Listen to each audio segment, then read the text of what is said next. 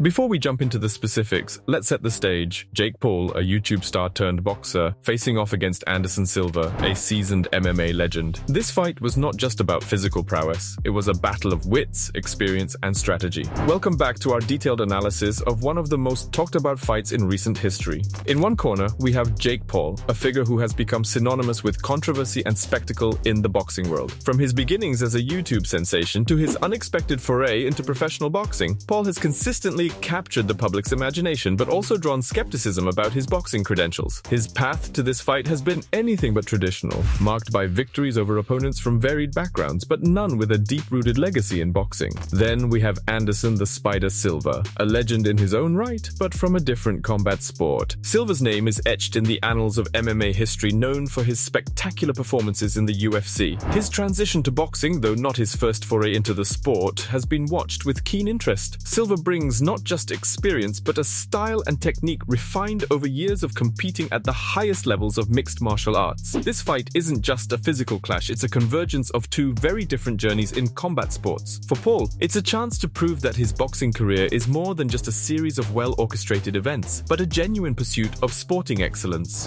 When you get into that ring, you gotta be ruthless, savage. You gotta, be willing to do whatever it takes going through those darkest moments in the ring. For Silva, it's about showing that his combat prowess transcends the boundaries of MMA and that his skills are just as effective in the squared circle as they were in the octagon. The stage was set for a confrontation that was as much about proving oneself as it was about winning. It was a test of Paul's ability to handle a seasoned fighter and Silva's adaptability to a different kind of combat. Come to everybody here and come the new challenge for Jake too. And I feel this come very special for everybody here, The anticipation was high, and the questions were many. Could Paul handle the experience and technique of Silva? Would Silva's age and transition from MMA to boxing prove to be a disadvantage? This fight promised answers to these questions and more, setting the stage for an unforgettable clash. As the bell rang and the fight commenced, it was clear this was a clash of contrasting styles and approaches. Jake Paul, known for his aggressive, forward-moving style, entered the ring with a surprising level of strategic depth. Unlike his previous bouts, where he sought to overwhelm his opponents quickly, Paul showed a more calculated approach against Silva. Paul's strategy was multi-layered. He predominantly targeted Silva's body, a tactical move designed to serve two purposes. First, it was an investment in the later rounds. A continuous assault on the body aimed to sap Silva's stamina, a critical factor given Silva's age and endurance. Second, this body assault was meant to lower Silva's guard over time, making him vulnerable to headshots as the fight progressed. On the other side of the ring, Anderson Silva showcased why he's revered in combat sports. He remained patient, utilizing his signature counter-striking approach. The martial arts and the combat sports is part of me. And when I have the opportunity to show my respect and how much I love fighting.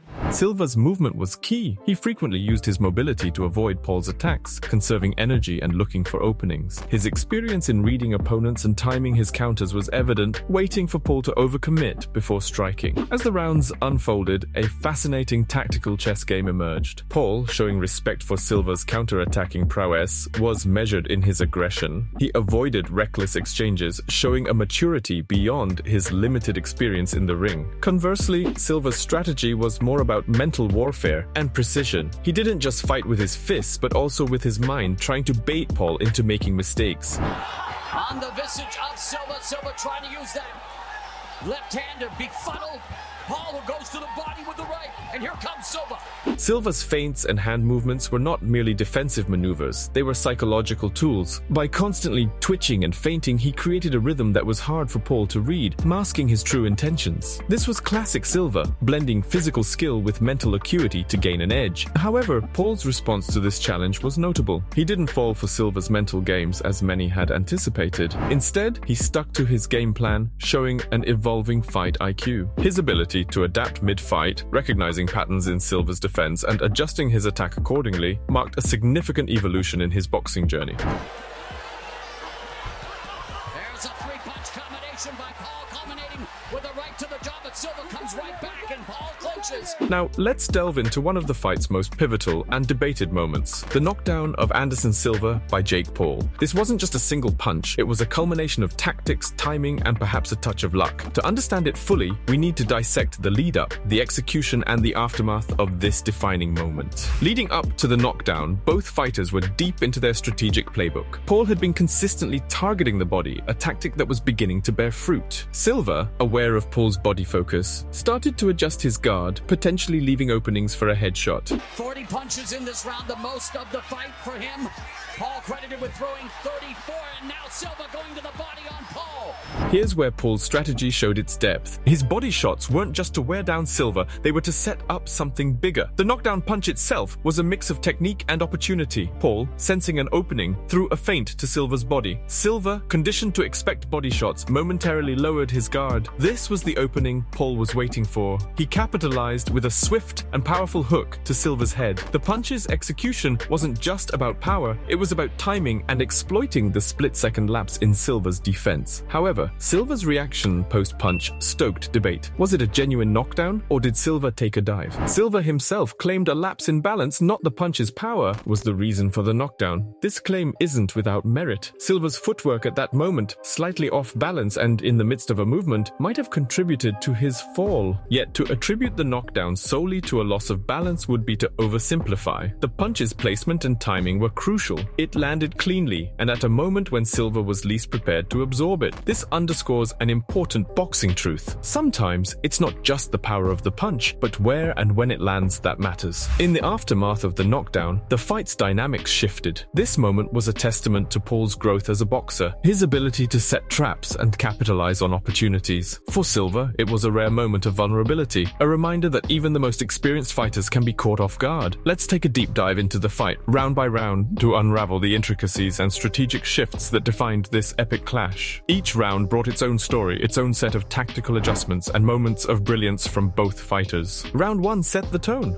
Paul came out more measured than in his previous fights, possibly out of respect for Silva's counter-striking ability. He focused on body shots, trying to establish a rhythm and test Silva's defenses. Silva, on the other hand, was in observation mode, moving fluidly, gauging Paul's timing and reach. In round 2, we saw Silva start to open up a bit more. He began employing feints and started to find his range. Silva's experience in reading his opponent was becoming evident. Paul continued his body assault, but also started mixing in some headshots, trying to keep Silva guessing. Round 3 was where the fight began to heat up. Paul's body shots seemed to be having an effect, but Silva's movement and counter punches kept Paul at bay. Silva's defensive prowess was on full display, dodging and weaving, making Paul miss while landing precise counters. By round 4, the dynamics started to shift. Paul's relentless body attack was starting to pay dividends. Silva appeared to slow down slightly. The middle rounds of fights sometimes have these low periods, but that was a beautiful right hand. And now it brought out the aggression from Silva, lands the right uppercut on the inside. Though his counterattacks were still sharp, Paul's confidence grew as he began to land more significant strikes, including a couple of well-placed headshots. Round 5 continued the trend, with Paul becoming increasingly aggressive. However, Silva's resilience and experience were apparent. Despite the mounting pressure, he maintained composure, using his movement and counter-striking to fend off Paul's advances. It's been a beautiful shot for him. Hard not to respect Jake. He is in there, he is fighting, he is in that phone booth with Anderson Silva. At the very least, you gotta respect him. Absolutely. In round 6, fatigue began to set in for both fighters, but it was Paul who seemed to have the edge in energy. Silva's movements were less fluid than in earlier rounds, and Paul capitalized on this, increasing his output and landing more powerful combinations. As we entered the final rounds, the fight's intensity didn't wane. Both fighters pushed their limits, exchanging blows with a mix of desperation and determination. Gotta give credit to Jake for busting up the spider. Even if it were with a headbutt. That's what Silva took umbrage to. Listen. Whatever it takes. Whatever it takes. Paul's strategy to wear down Silva seemed effective, but Silva's heart and experience shone through, making every round closely contested. In conclusion, each round of this fight told a story of tactical evolution, physical endurance, and mental fortitude. From Paul's strategic body shots to Silva's masterful counterpunching and movement, this fight was a chess match with gloves. punches, a display of boxing intellect as much as physical skill. Now let's pivot to the technical nuances that played a pivotal role in this bout. This segment is all about the subtleties and finer points of boxing technique that might have gone unnoticed but significantly influenced the fight's outcome. I go so hard every single day. Nothing can get in my way, no distractions. And if you're watching at home, it doesn't matter if you have talent, it doesn't matter if you have anything.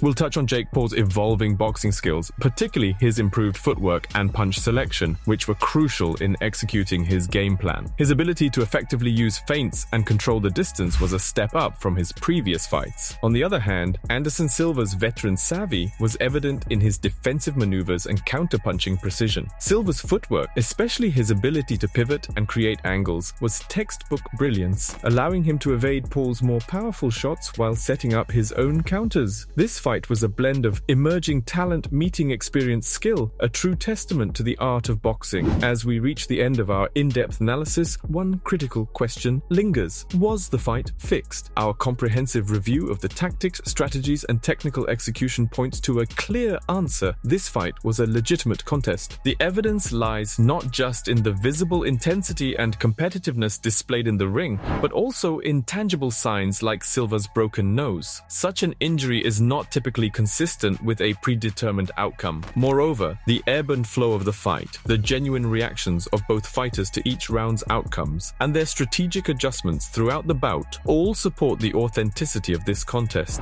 This was not a scripted spectacle, but a true athletic competition where both fighters put forth genuine effort and skill. As we conclude, it's important to acknowledge the dedication and commitment of both Jake Paul and Anderson Silva in this bout. Their performances remind us of the unpredictable and thrilling nature of boxing, where anything can happen, and often does. This fight was more than just a clash of celebrities. It was a testament to the evolving world of combat sports. As we close, we reflect on what this means for the future of boxing and entertainment. Thank you for joining us on this deep dive. Don't forget to like, share, and subscribe for more in-depth analyses.